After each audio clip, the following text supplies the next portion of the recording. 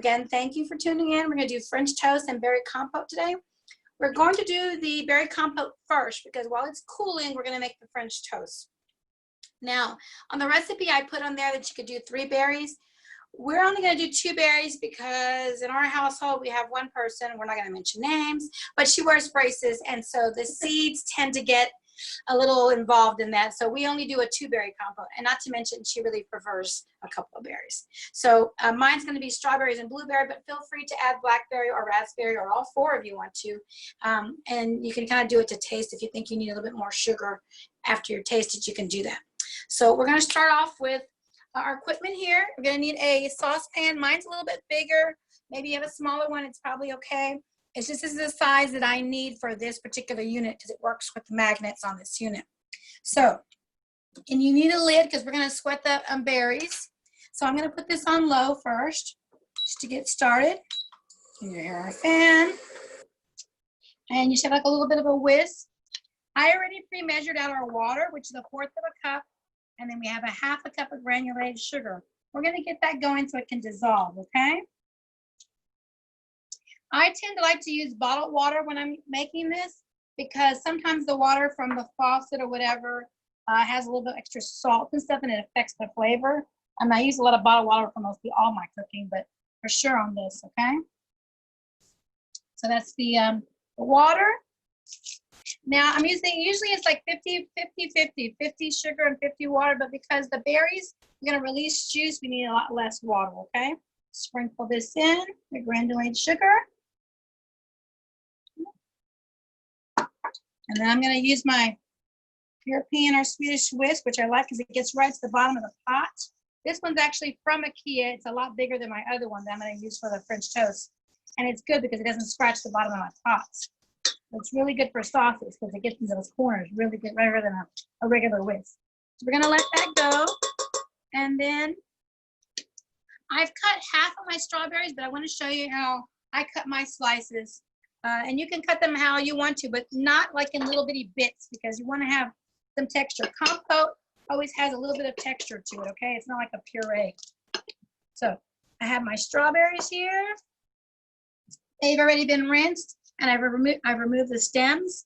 So I like to just put them flat, even on a plate, because it's easier for me to transfer over to the pot. And I cut mine in half. And I like to use a serrated knife on this. And I just come through and make my slices. And you can see they're pretty thick. They're not really thin. Because we want them to be able to withstand the boiling or the, well, like a light simmering or boiling in the pot, okay? Take those. Slice them up.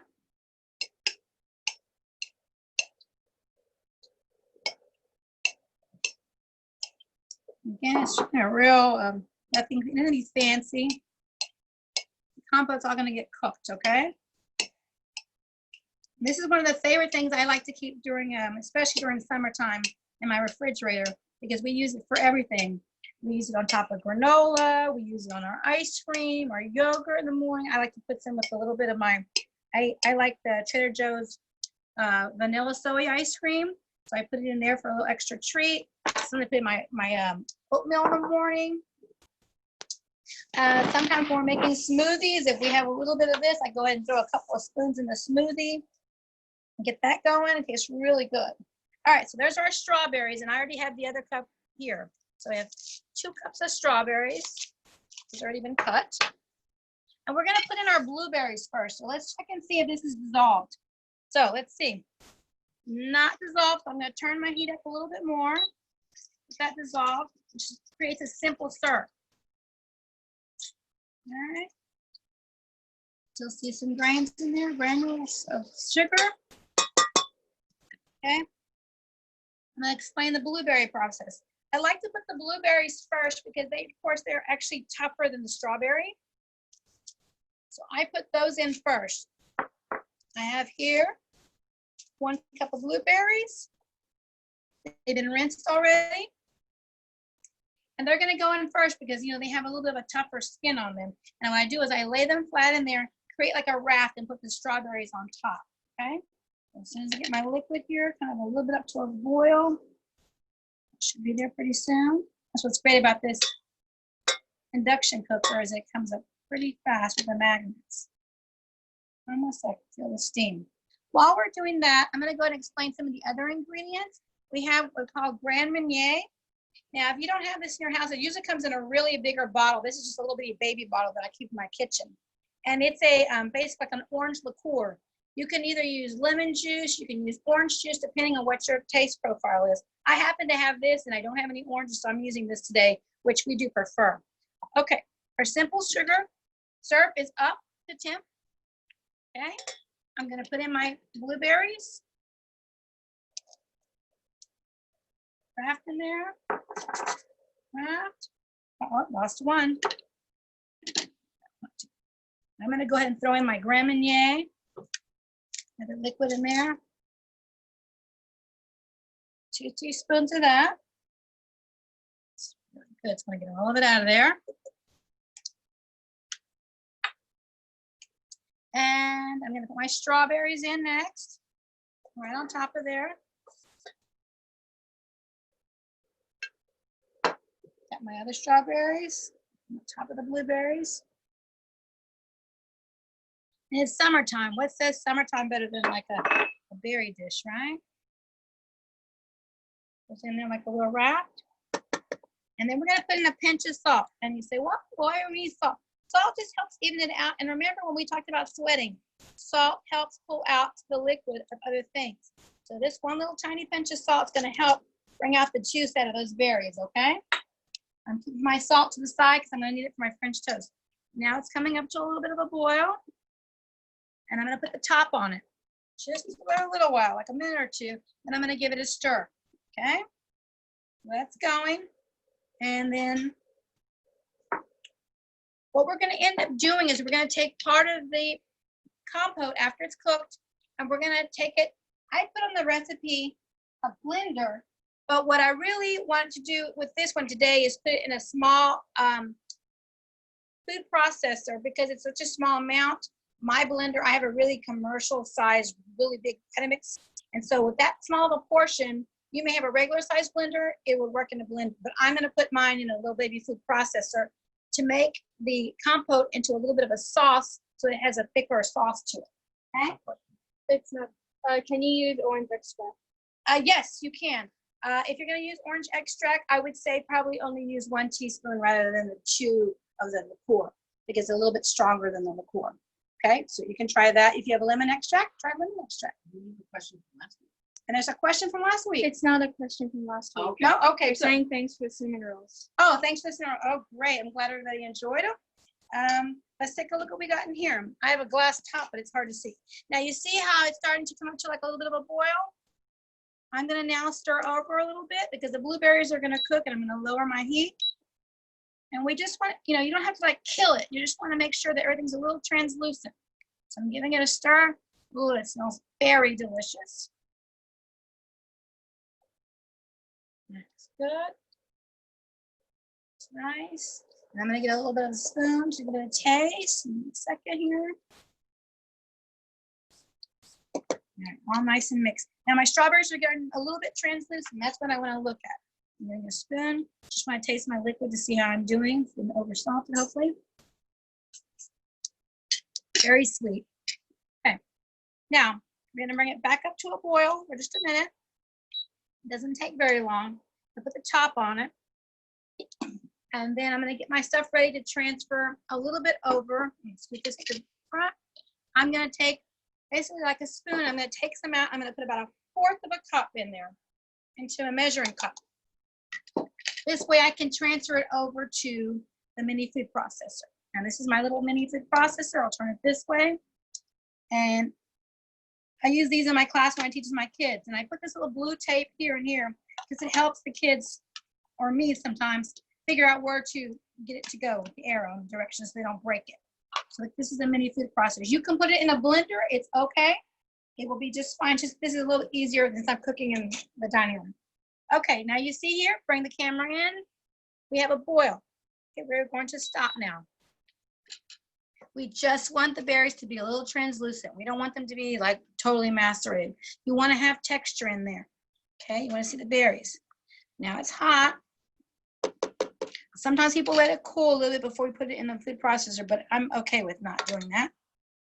All right, We're gonna put about 1/4 cup in here, and it doesn't have to be, and you wanna get more of the berry than you do so much the juice, because what we're trying to do is turn, a little bit of juice is good. We wanna turn the juice, it's more, see how liquidy the juice is?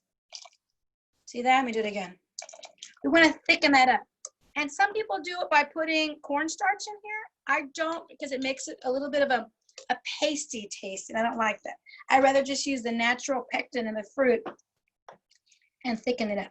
So it's gonna go right into my little baby food processor. And depending on how thick you want your sauce, you could do more fruit. I'm just gonna do a little bit here. Go with that. There, turn it, let's pulse it a little bit. And you can leave it chunky, but I'm gonna do it like medium. Take a look at that.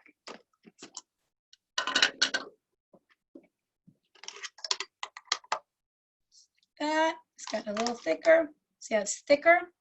And then once we add it to the other one, it'll help the juice in there thicken up. See that? Now it's still chunky. You can see the pieces in there. You don't want to get too smooth because then it'll come totally gelatinous, okay? It's just enough to break up the pectin that's inside there. So we're going to turn that around here. Get it out. I'm going to put my blade here. Take my baby spatula, all that in there.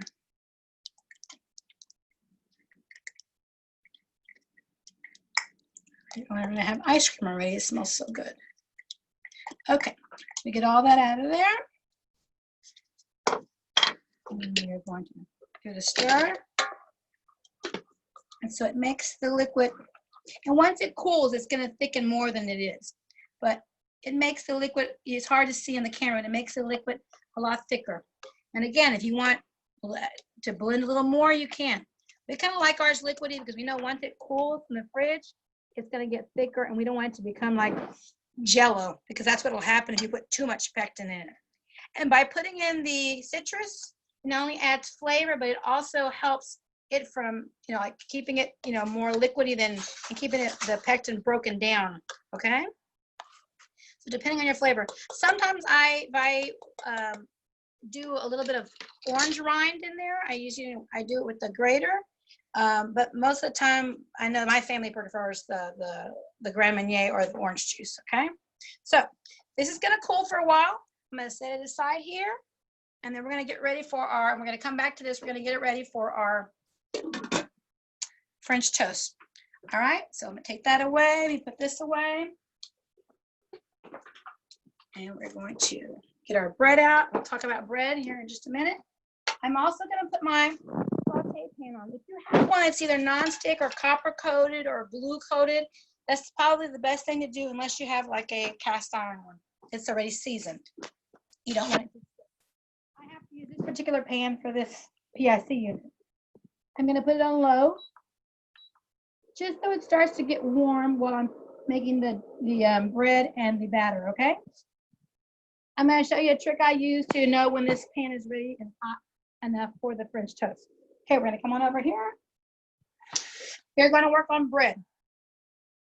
Now I prefer that we use challah bread for this, but you can use Texas toast, any kind of bread that you choose, as long as you kind of leave it thick. You don't want to have it too thin, okay? And I normally cut on a cutting board, but right now I'm going to cut it here because it's easy for me to transfer this over. All right, so it has really nice pore structure. It doesn't have big hollow pieces, which you're not gonna. This is gonna help absorb the batter. So when you're picking your bread, this is very dense. It's really good, okay? I actually like to make my slices a couple of days before and let them get a little, I want to say old, but a little bit drier, because it will help absorb the French toast bun, okay? A good rule is kind of like a thumb. So bring that in. So that's about a good rule of thumb for me, like literally, like that's how thick I want it right there. A thumb width, all right? So that's my first one. My second. I'm just gonna do two just so that, and if you want to do two in one pan, my pan's only gonna fit one. Watch, let's see. If I put two, it's gonna be a little tough. So I'm gonna do, probably get two in there. We're gonna do two in there. But depending on the size of your pan, I wouldn't do more than 2 because then the heat is not evenly distributed, okay? So let's put our 2 here. Take this one away. And these are the 2 we're gonna work on because we're gonna soak those in just a minute. All right, now I'm gonna switch over and I'm gonna bring in my bowl. And you know how I love to put the paper towel under there to keep it from moving around. All right, you want to get a bowl that's wide enough to where your bread can like literally fall into it like this, okay? You're in a tiny little bowl, you're not going to get it evenly distributed with the batter, okay? So make sure your bowl has a wide, even though you're only going to make probably a very small amount depending on how many people you're feeding. This recipe you can double, triple, depending on your family. Now, I wanted to show you a little thing with the egg because with working with children, sometimes they want to do the egg, and that's understandable. You have to learn how to do these things, okay? So I like to keep a piece of paper towel next to me, and when I do my egg, and crack my egg. Now, sometimes you do it in a separate one. I'm gonna do it in here just so that you can see, okay, there's the egg. Let's say we get a little bit of egg in there, I mean a shell in there. And sometimes kids are perplexed. How do I get it out? They start putting their fingers. If they use just the corner or the shell, it's like a magnet. It will just come right to it. It's just really easy to take out. So that's a good trick to show kids. Is just to use the shell, take it away. So I wanted to show you that. Like, just remember when you're using the egg that the germs of salmonella, you have to really wash your hands before you eat. Okay? So I just wiped mine, but that's it. Again, I'm going to use my European whisk, my Swedish whisk. This one's a metal one. It's flat and it gets to the bottom of the bowl real easy. Now with the egg yolk is the fat part of this, okay? And this is important because the next thing we're going to put in here is our cinnamon. So when dealing with spices, most spices, not all of them, they're what they're called, they're not water soluble, they're oil soluble, which means they mix a lot better when they've been combined with oil. So if you've ever put, like, let's say cinnamon in water, it just spreads. It doesn't mix very well. If you put it in oil or milk, it seems to mix a lot better. So while we're doing that, I want to show you as well with the cream. I'm going to open my cream up and I'm going to pour my vanilla right in there as well. That's 1 teaspoon of vanilla to a 1/4 cup of, I'm using heavy cream, but you can use milk if you have it. Vanilla, because that's going to help add flavor to that. Really good. It's going to infuse while we do this other stuff. All right, so we got that going. Use a little spatula, stir that around. Tastes yummy. Okay. All right, so we have that. Now we have our egg, which is our fat part of that. And we're going to take our cinnamon in there. 1/2 teaspoon of cinnamon. I'm going to sprinkle it in. I'm going to give it a mix. What it is, we're going to work on creating a really good thick emulsion. You see how this whisk really gets right to the bottom of the bowl. I love that. The other one, you're like, oh. See how that cinnamon worked in really well? The oil that's inside the egg. Okay. We have that nice and foamy. Next, I'm going to add in my 1 teaspoon of brown sugar. That. Work that in there.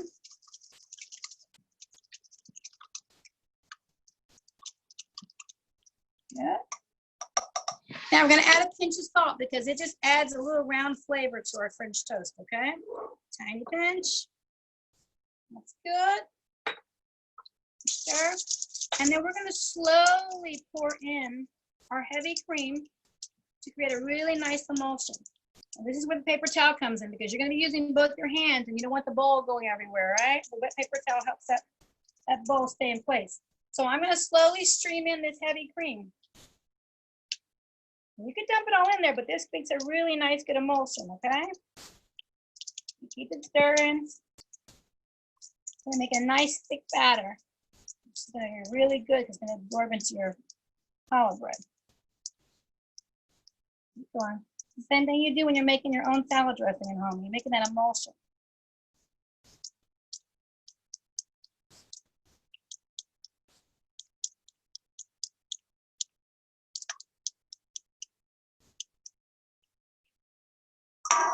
rest in there. Put to waste. All right. That's nice and foamy and creamy in there, okay? Now, some people are like, well, can I just put this in the blender? Well, you're gonna overdo it, and then that whipping cream will turn into butter, and that's not what you want, okay? Now, when we're working with the French toast spread, well, first of all, we're gonna check our heat here. It's warm, but I'm gonna come up to medium now that we're actually ready to get closer to putting it in there. So we're gonna stay right here where our batter is at. I'm gonna show you something. All right, here we go. So I like to have a little water bottle in my kitchen for many of the reasons. My paper towel, to check my heat on this, because cooking is all 5 senses. You can hear the sound of this pot. You're gonna be able to, sometimes you can smell the oil in the pot. You know, you need to be able to do that. And with my children at school, we test it out. We say, give it the water test. So we're gonna do that. You're gonna see the water on it. I don't know if you can get closer in here. You can hear that. Almost ready, not completely. When we're ready, I'll do it again, and then you're gonna be able to tell the difference in the steam. Takes a little practice in that, okay? So I'm gonna bring my bread close to me. Actually, I'll put the batter the closest to me because it's gonna go from here right into there. So you line it up so that you're doing this with children. There's not like egg all over the place, okay? You wanna slightly soak this. You don't wanna put it in there, walk away for a minute, two, come back. Is my pan ready? Because then it's too wet, and then it will not, you know, feel like it's ever cooked in the inside. It'll be like raw. So you want to slightly absorb it, but you don't want it to be saturated to where it's soggy, okay? So we're gonna listen again. Now you hear that? That's a different sound before, and it evaporates almost instantly. That is a good heat. It's not smoking. I'm gonna use just a spray of olive oil. You might have spray butter. Some people like to use real butter. The problem with using real butter, well, the good thing is it adds flavor, but the bad thing is it, because of the milk solids and butter and a pan, and people can't monitor the heat very well, they end up burning the milk solids before their French toast is actually ready, and then it's a disaster. So to be careful, I try to use either butter spray or olive oil just to coat my pan and just wipe a little bit out. And I save my butter for smearing on top if I want butter on it at all, okay? So it's just a little tip. So now we're ready. Those heat, you tested it. Remember, consistency. You want the second one to come out as good as the first one. We're gonna do one at a time here. So there's my bread. It's gonna go in, pop, dip, dip. Use one hand. Drip it. It's coated on both sides. And then you should hear a noise. There you go. Gonna go in there. Then we're gonna use a pancake flipper. Flip it, okay? Now I'm gonna do one at a time because I'm gonna show you the importance of consistency. Checking the pan each time, or your griddle, whichever you're using, all right? Now I know it's ready because I'm gonna turn my pan around, because you see that little film it made right off the bat? So that means it's good. Now, because we have a little bit of brown sugar in here, it's gonna caramelize. So some people start thinking it's gonna burn. So you gotta just be really careful and checking. Oh, it looks good on that side. Almost ready. I'm gonna show you. It's my other side. How's it looking? Oh, yes. Nice and golden, not too hot. And if you feel like, oh my gosh, it's getting too hot, the first thing you tell yourself, like I always say, you manage the heat, don't let the heat manage you. You have control over turning the heat down, okay? Depending on what kind of stove you have, gas, electric. If it's electric, it's gonna continue to have residual heat, so maybe pick the pan up for a while. If it's gas, it should be almost instantly. This is an induction cooker, so it's really can get really hot fast, okay? So you can always flip it back over, so I'm gonna check it. Good, I could go a couple more minutes because I can tell here, I'm testing my finger. This feels a little bit different, so a little bit more. And so what happens with my students is they start doing this, they get really happy. The next one, it ends up, well, sometimes a disaster because they skip steps, they get happy they made the first one and forget a step, okay? That smells good. Yes, that looks better. We're gonna flip it over. Good, have one. I'm gonna lower my heat a little bit. And I'm gonna give it a wipe out here, paper towel. And I'm going to give it a test, just like we did again. One more time. Does that sound ready? I think so. Okay, I'm going to spray it again. Just make sure it doesn't stick, depending on what kind of pan you're using. And by the time we finish this one, our berry compote is going to be nice and good. We're going to spoon a little bit in there in just a minute. That's hot. Let's drop our other one. If you think that your mix has gotten like too settled, give it a little stir. Emulsion. Looks like it's held very well. I'm going to drop it in there. Drop it in there. Drip a little bit. And hear any sizzle? Oh, yes. All right, got that going. Now, sometimes with the extra batter, what I do is I end up having extra hollow or croissants left from the week, and I tear them up and put them like in a baking dish, and then I use the leftover batter and pour it over that, and I put it in the oven at 350 for like 10 or 15 minutes, and it makes almost like a bread pudding, and you can add nuts, bananas, anything like that, and it makes a really nice bread pudding with the same batter. And sometimes for the holidays we do that because we're making French toast for breakfast, and I have a lot of leftover that. Then I save the batter for the next morning and use leftover ciabatta, whatever I have, and then I, make a bread pudding for the next breakfast. It's ready. We're going to cook up a little bit, temperature, and we do it that way. So I try not to throw anything away, but sometimes you have just a little bit left, and it's just enough for something, a mug cake or something like that. It's not really well.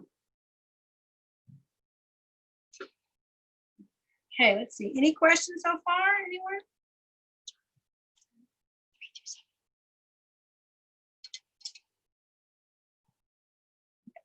Let's take a look at that.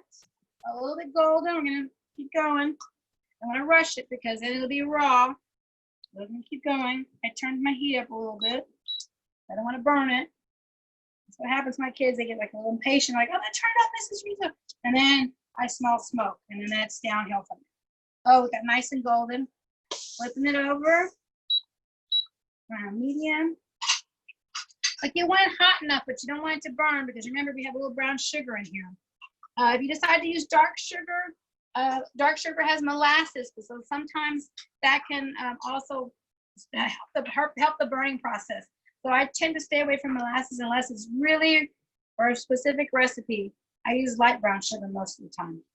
That looks nice and good, not too soggy in the inside. And slip it and just check it. A little more. Right. Okay. Smells good. I think we might have French toast for dinner tonight. Flip it over. Yes, that feels better. I can almost tell there's no like soggy or wetness in there. You can see it in there. It's good. Yummy. So I'm going to turn my burner off here. I'm going to transfer over to here. Bring it this way. And then we have that. So we have this. And then we have our berry compote. Take a little bit of that. Like I said, you can use this for any kind of baked dessert if you want. You can put butter on it if you want. We're going to just put little berries on here. And I'm going to show you, my daughter likes powdered sugar, so we're going to put a little powdered sugar. Pretty does that look? And she likes whipped cream too. And you can put syrup if you want. So that's that. And let me show you how I do. This is what I like to do with this is my soy ice cream. So I do that, put a little dent in there. And then sometimes I do this with I add my oatmeal to this. Well, that's a good little dessert. Now, with this particular berry compote dessert, you can also use like one of those sugar replacements if you're diabetic or you're trying to keep your sugar lower. You can also switch out that. Just look at your package of Swerve or stevia and see what the difference is. And then you just switch it out and you can still make a berry compote the same way, okay? So any questions? Someone said Smart Kid looks great. Okay. All right. So I hope you learned a few tips from me. I hope you have a good French toast evening or breakfast, whichever you choose to eat it with. And if you have any questions, let me know. Next week we're going to be doing macaroni and cheese. I'm going to teach you how to boil the pasta. We lost the audio. Can you hear me now? No, it says you're not muted. Okay, not sure. Okay, I'm going to just keep talking. I'm not sure what happened. Oh, it's the audio. Lost the audio. I'm sorry. I'm not Right. sure. I can't Debbie, we seem to have lost your audio. I don't know what happened. I'm not sure. Let me see. Hold on a second. We're gonna-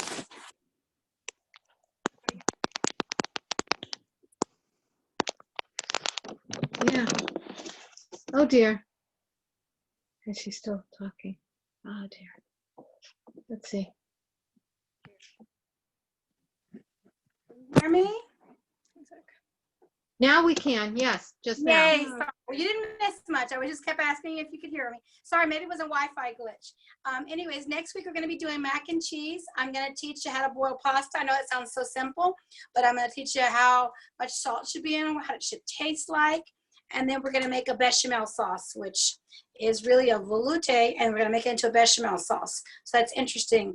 And then show you how to bake some macaroni pasta. Okay? Any questions? All right. I hope to see you next week, and I miss everybody. Take care and stay safe.